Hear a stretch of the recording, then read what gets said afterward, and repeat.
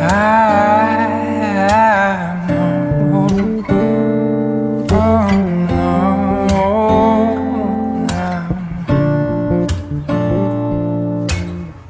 left and right, buzz like crazy. Everybody's trying to stimulate it. Spiders in the mirror and things can't be right. Back to the scene of a Friday night, to a blessed collision still frozen time. Spear drinkers, Cupid and the sound of her first chime. And why did you argue? We're dreaming of those eyes, the best part of my life. And when we make love, babe, don't make a sound, the clock won't turn around. Ooh, you turn around, 2,000 little fires. And ooh, your circle is spreading.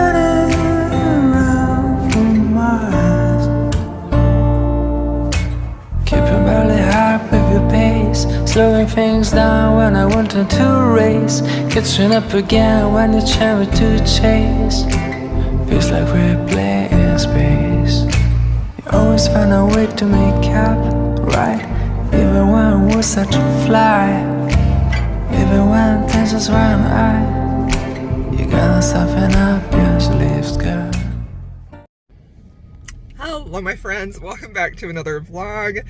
Today I am starting some books that I am reading for a vlog that Samantha and I are doing. Books with Samantha is one of my favorite booktubers. I just love and adore her, and we got talking about how it's been a while since we've done a collaboration, and so we decided now was the time. I'm sorry, I'm holding my phone while I film this, so it's a little wobbly, but I just wanted to say these are the books that I'm going to be reading that she picked for me. Two of them are novellas, Deeply Emotional. This is an author that I know Samantha has recently really loved, so I'm very excited for these. I've already started this one, and it's pretty short, and I am really liking it so far. The setup is pretty interesting. They have this soulmate setup where they actually end up feeling like medically ill if they're separated, if they don't spend enough time together. So I'm just about 10 or 12% into that one, so I will come back when I have more thoughts about that one, but I'm really liking it so far. And then there's a historical romance by Shauna Galen. I've only read one Shauna Galen, so I'm really excited about that. I know Samantha really likes it. So those are the books I'm going to be reading. This is just me saying hello. Make sure you go give Samantha some love as well, and I'll check back in when I have more to say. Hello my friends, welcome back to another vlog clip. Look at my shirt. Look, I just got this shirt. Isn't it the coolest? I just love it so much. And I'm trying something new with my hair. Like, I'm trying to figure out different ways to braid it, so I don't even know what's happening here. Anyway, okay. I apologize for being a major dork, but that's what you get when you get here. So, update on the books that I have read for this vlog. I finished both of these novellas. I finished Divine River yesterday, and I finished the other one, which the title constantly leaves my brain every time I think about it. The other one first. So let's talk about I've Walked Where You've Been. I believe that's the title. So both of these books are They're very emotional books, and they're also quite short.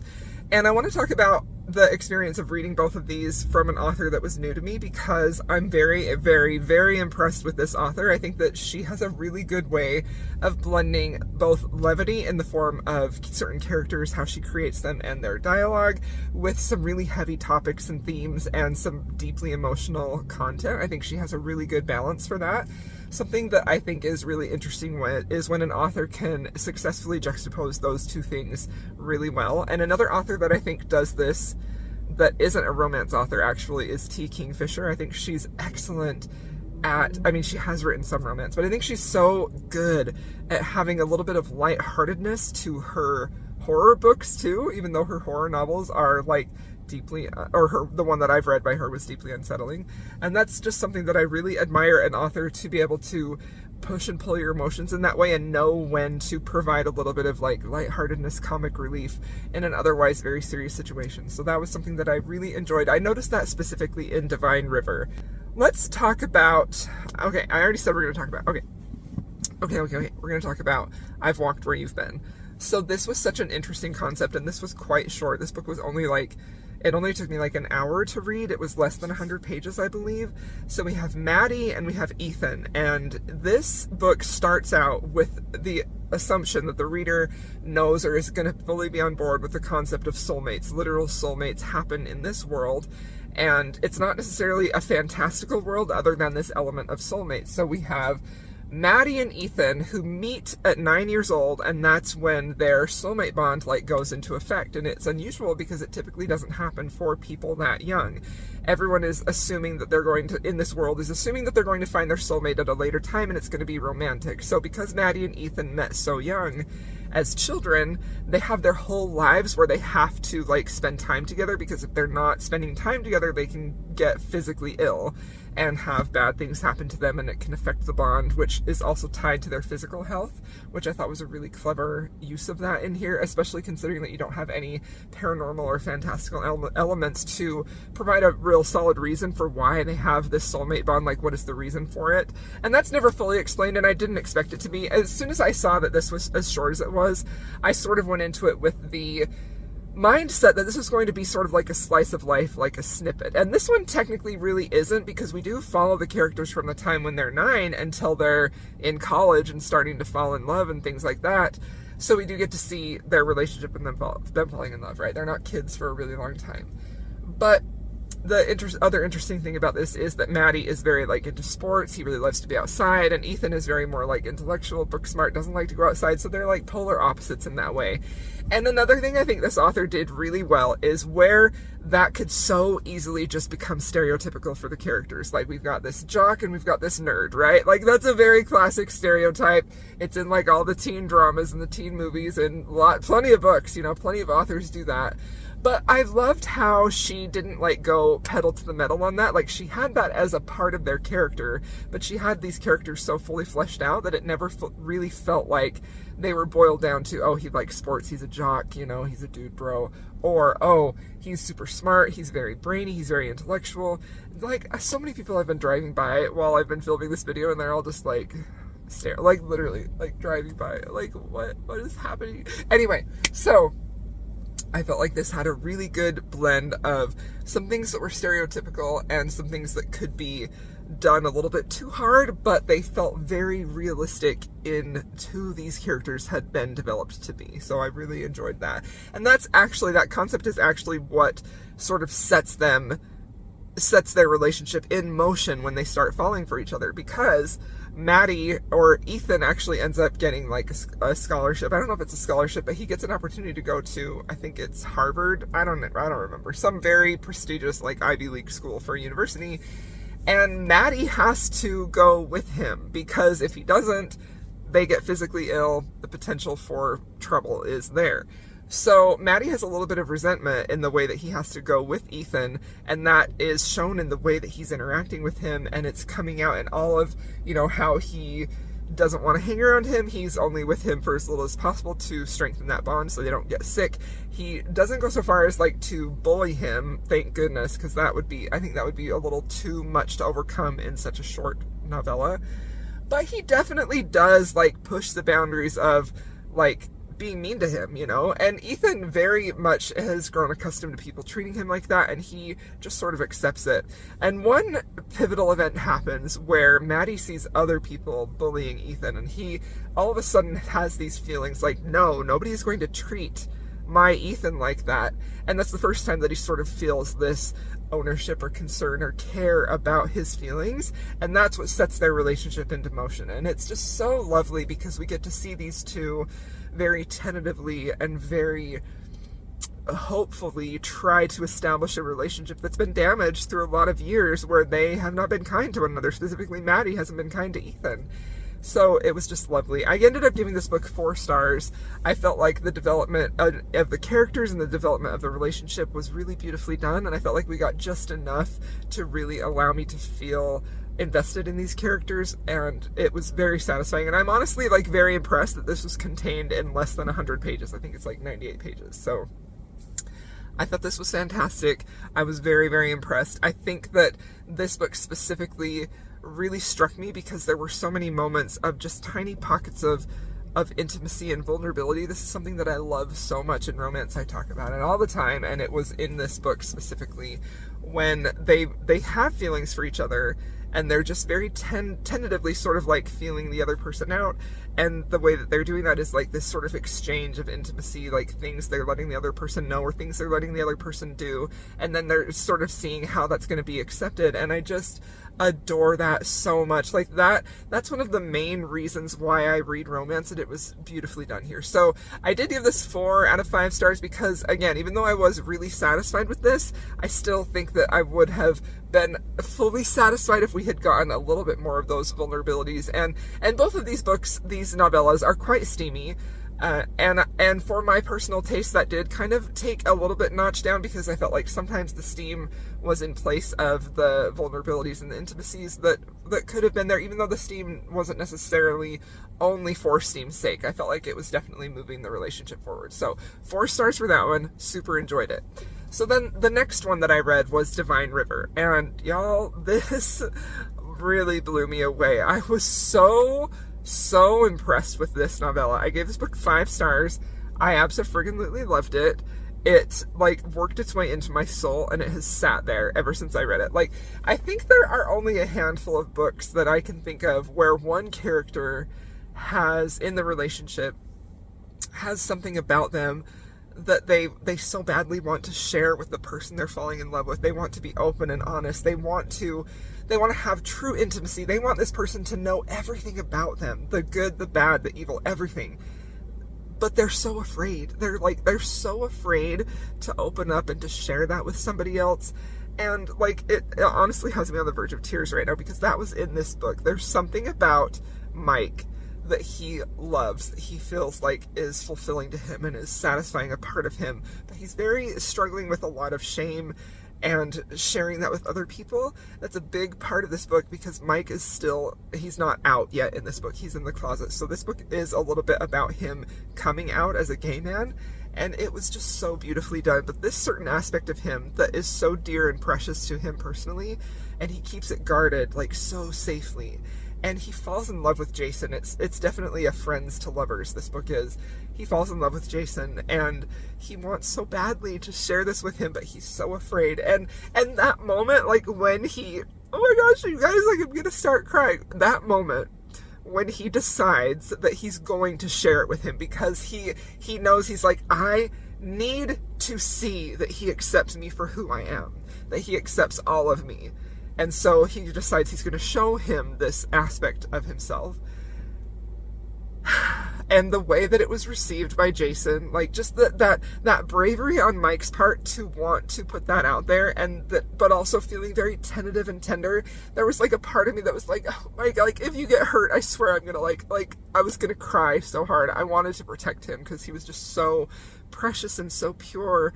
And but watching Jason accept him, every aspect of him, and not just accept him, but then enthusiastically support him, it was just so beautiful, y'all. This was fantastic.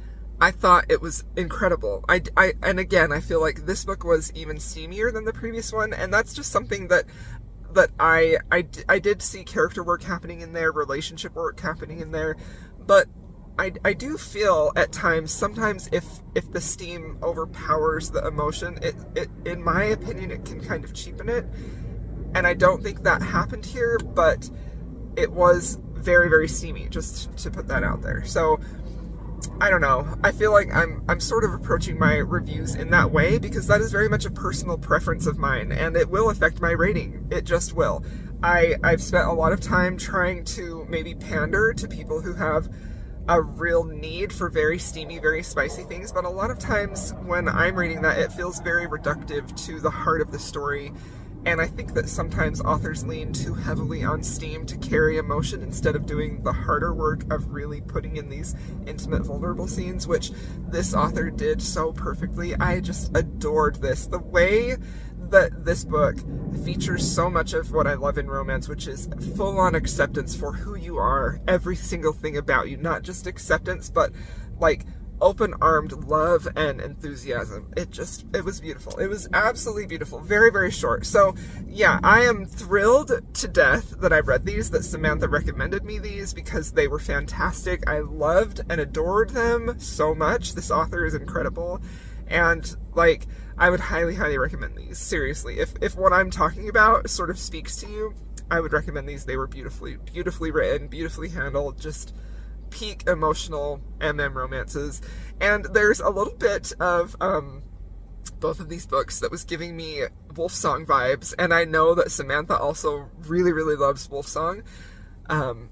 The Shifter romance by T.J. Thune, which will always and forever be a huge favorite book of mine. So this book was definitely giving me those vibes of Joe and Ox, and I loved it. So yeah, super excited that I found this author. Super excited that Samantha found this author and then suggested that I read them, because wow, what I meant was super excited I read this author, not that I know I didn't find her.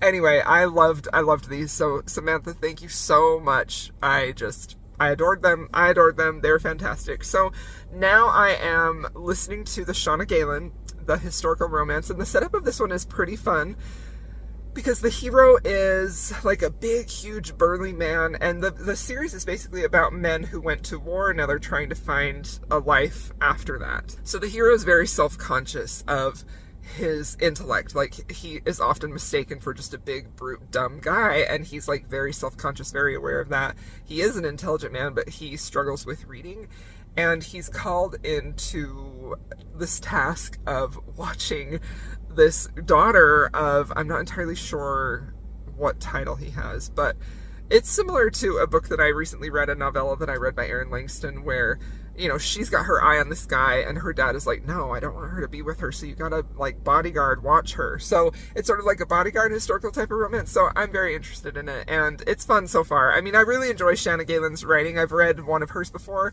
and the writing style was really great and really easy to read. So I loved it. I mean, the other one that I read. So I'm enjoying this, and I fully expect to enjoy this, you know. So yeah, these were some great picks so far, Samantha, and I'm never going to forget Divine River. That book is going to be probably a favorite of the year. It was so freaking good. I loved it. Anyways, thank you so much for watching, friends, and I will talk to you when I have more to update you on.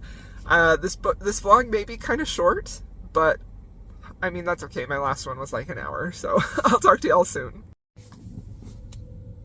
Hello, my friends. Okay. Alright, let's talk about the Shauna Galen book that I read. I just finished it, and I feel pretty conflicted about this book, because there were parts of this that I really liked. There were elements of the premise that I really liked. I liked certain aspects of the characters, but as a whole, like, this book as a whole didn't quite work for me as much as I hoped that it would. So I think I'm going to settle on a 3.5 star rating, and I'll probably round it up to 4 on Goodreads, because it's definitely not as low as a 3, but it's also not a full-on 4 star. And these ones are the ones that I think are the most difficult for me to, like, rate on Goodreads, because it's like, it's not quite a 3, it's not quite a 4, so I always, in my review, I put 3.5 rounded up to 4. So I liked this book. I really loved the whole premise of this big brawny man who is going to be he's the son of nobility. He's got this group of friends that are soldiers who are, you know, trying to find their way in society now. I liked how he was a bodyguard for the Duke's daughter. I really loved their dynamic there. I thought that he was very protective and a little rough and gruff. And I also really liked that he had this added layer of vulnerability in the way that he always relied on his strength and his, like, muscle and physique instead of his intellect, but also how he was very, like, sensitive of that. I liked how he had, it's not mentioned on page, but it's not mentioned by word, probably because at the time there wasn't. I don't know for sure if there was an actual diagnosis for dyslexia, but he does have dyslexia, so he struggles with reading, and he's a little self-conscious of that. And I really loved, like, my favorite scenes in this book were when she was like trying to help him understand why he had a hard time reading, and when she kind of told him what it was, that it's not that, you know, I don't remember what she called it, but, you know, she had tutored students in other situations before, so she immediately knew what it was, and she's like, you're not stupid, it's just the words get mixed up sometimes. And I loved that. I thought that was really, really lovely, because probably the hardest thing about this book for me was the heroine. You know, she is very much a young, spoiled, entitled woman. She's the daughter of the Duke. She's got her heart set on this guy, Francis, I think is his name.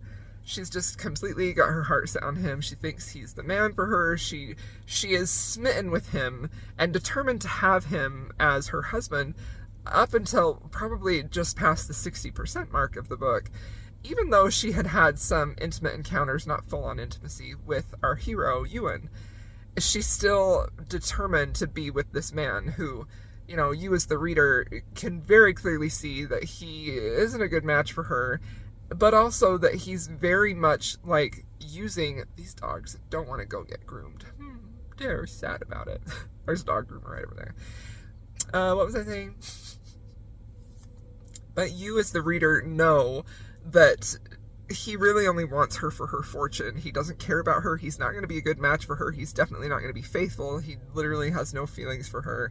He's just convinced that, you know, he's putting on a pretty act and she's falling for it. So that adds a little bit of a layer to her, like, naive type of personality, you know. She does read as very young and naive for a lot of the book, and that's why, you know, that's a difficult character for me to get behind. And actually it's interesting because I was just talking to my dear friend Jesson, who I mention all the time from Jesson Reads Romance. We were talking about different types of characters and how mature they read and what our preference is. And I think it's no secret that I definitely prefer a more mature feeling character. That doesn't mean that they have to be older. I think a lot of times some of the most successful characters read as mature because maybe they've had life experience or they've just grown up in a certain way. Something has allowed them to have this inner sense of maturity where they don't feel like a stereotypical, like, teenager, which is how this heroine definitely felt. She felt very young, you know, very immature. And it's interesting because I think that even though a young heroine is so common in historical romance, to have a very young heroine, a very young, inexperienced, virginal heroine, and you have the older, usually more experienced man, it never really, it's never a constant red flag for me in historical romance. I think partly because you do have the historical setting, but I also think largely because historical romances write it better. They write it with a little more subtlety. They write it with a little more care. I think most of the time they're going to work much, much better for me than like a mafia romance, which I talked about in a recent video too. So that was something that made her a difficult character for me to really get on board with. And this is the thing about, like, characters. If I have a character that I'm struggling with in one part of the romance, then it's harder for me to really root for the romance if I feel like they're not a good match. And specifically because Ewan was such, you know, a mature, responsible hero. You know, he had been in the war. He was a soldier. He's experienced so much more life than she has.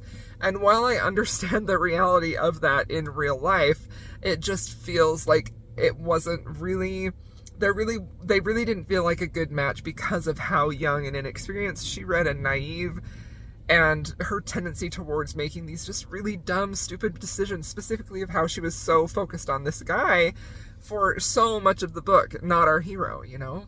So I really liked the hero a lot. I didn't feel like they were a good match, and therefore I didn't really care if they ended up together, and I didn't feel as emotionally invested in the romance as I wanted to. All of that being said, I don't think this is a bad book at all. I think that is very clearly my personal preference. You know, when I'm talking about how I feel about the characters, how they come across to me, those are things that I may be sensitive to that other people might not be, you know? And so I don't think they are written as poor characters. I think that is me saying I have a hard time with a very young, naive, kind of flighty, spoiled brat heroine. I struggle with them a lot. I don't enjoy reading about them. It just, and I think that is partially because I have never been like that, you know? I grew up and I've always been sort of more of a mature mindset, and I don't really care if that makes me sound like full of myself. I mean, I'm sure there were times when I was like 12 or 13 where I was like stupid and dumb, but because of situations in my family, I sort of felt like I was forced to grow up sooner than my peers were, and I think that I had a really hard time connecting with younger people, and I think that comes across when I read fiction right now. I struggle really relating to young, naive heroines specifically. But again, in romance, that's sort of the default. You're going to have a younger, inexperienced heroine. Oh my gosh. The light, the sun be a moving. I fixed it, kinda. I gotta figure out a different way to film. So, let's talk about the things that I did like, because I spent a long time talking about the characterization and things that didn't work for me. I did really love the background plot of this. I liked how, you know, she was kidnapped at some point and he had to go and rescue her, and like, look, I'm a sucker for a protective hero when he has to go and save her. Like, I love a good damsel in distress story. No lies. I absolutely love that. So I did like that. I liked their moments when they were like first starting to kiss and touch. I felt like they had a really good build up there. I did really also like just the writing style. I think Shanna Galen has a really readable, accessible writing style that is very just pleasant and easy to get into. I overall just really love a bodyguard trope romance. That's something that I just really enjoy. This book also did something that was kind of unique that I also really loved, actually, and it is that it had her parents, the Duke and Duchess. It sort of had them as a side plot romance, and I actually really loved that, because it was, you know, they were young, they got married, and then they fell in love as they were married, and as the years have gone by and they were raising their children and they sort of started to, you know, pull apart from one another, they both wanted to reclaim that love, but they weren't quite sure how to. So I loved having that additional part of the story, getting to see the mom and dad, like, but also I'm a sucker for like a second chance romance type of thing. And I think specifically when it's centered around like life circumstances, things that just happen, things you do in a relationship that you unknowingly do that are sort of driving a wedge between you, and it's hard to get back that intimacy from when you were first, you know, dating or married or whatever. So I thought that was really lovely, and honestly I would have enjoyed their whole book themselves. So yeah, this book was fun. I enjoyed it. There were aspects that I didn't enjoy, but it was fun, and I think it was a solid historical romance. So I would definitely be interested in reading others, because I love the whole premise of these men who come back for more and they're trying to make their way in society, and usually it's the woman who ends up they end up softening towards, and I really, really love that. So this was a good one. 3.5 stars, rounded up to 4. So, all right, my friends, thank you so much for making it through this vlog, for watching. Thank you, Samantha, for collaborating with me and picking these wonderful books. My favorite by far that I read was Divine River. I thought that was just a freaking masterpiece, pretty much. The sun is my enemy today. And yeah, thank you for watching. I appreciate all of you for being here. If you have made it this far, please feel free to leave me a blue heart. And yeah, I will see you all in my next video.